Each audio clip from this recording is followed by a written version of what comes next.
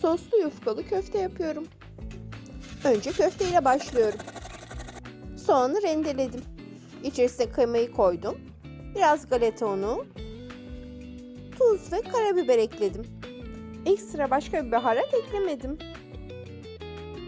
Köfte harcının içerisine bir tane de yumurta kırdım.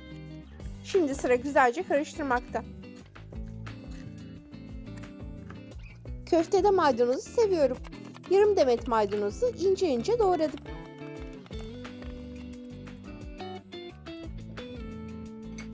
Doğradığım maydanozun 3'te 2'sini köfte harcına ilave ediyorum. Şimdi köfte harcı biraz dinlensin. Köftenin sosuna başlıyorum. Domatesin kabuklarını soymadım. Onları da kullanacağım. Daha rahat rendeleyebilmek için artı işareti şeklinde kesilatıp böyle rendeliyorum. Sos tavasına 2-3 kaşık tereyağı ve biraz da zeytinyağı ekledim. Yağ eridikten sonra rendelediğim domatesleri ilave yaptım. Biraz karabiber, biraz tuz. Sonrasında domates püresi ilavesi yaptım. İsteğe bağlı salça ve toz kırmızı biber de eklenebilir. Sosun koyulaşması için kaynatıyorum. Bir tane yufka kullanacağım. Yufkanın içine sürmek için çok basit bir karışım kullandım. Çok az ayçiçek yağı ve çok az su. Yufkamı bütün olarak tezgaha açıyorum. Su ve ayçiçek yağı karışımını yufkanın her tarafına sürdüm. Bu soslu yufka daha iyi pişecek ve çıtır olacak. Yufkanın yarısından daha küçük bir kısmını sos sürdüğüm tarafa doğru katladım. Köfteli harcı yufkanın katlanmış olan düz kenarına ekledim. Burada harcın yüzeyde eşit miktarda olmasına dikkat etmek gerekiyor. Yufkanın bitiş yerine kadar harcı yerleştirdim. Harcı yerleştirdikten sonra katladığım tarafı da sosladım. Yufkayı boşluk kalmayacak şekilde rulo yaparak sardım.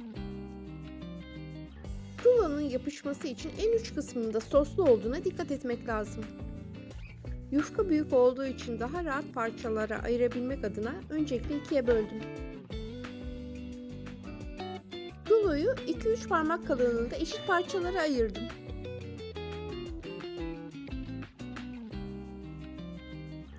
Fırına dayanıklı kabın dibine hazırladığım domates sosundan 2-3 kaşık alarak tabanına güzelce yaydım.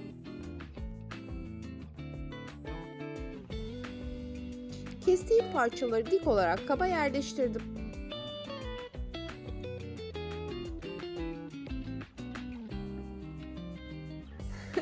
Ben asimetrik olarak çalıştım. Şimdi fırına gidiyoruz.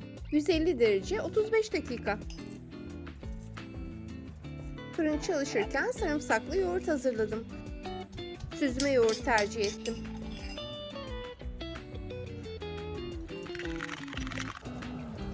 Çok da güzel kızarmışlar. Şimdi servis zamanı. Yufkalar yumuşamasın diye yoğurdu tabağın tabanına koydum. Fırından çıktıktan sonra ilk sıcaklığı geçmesi için beklerken kıymanın kendi bıraktığı yağını da yufkalar çekmiş.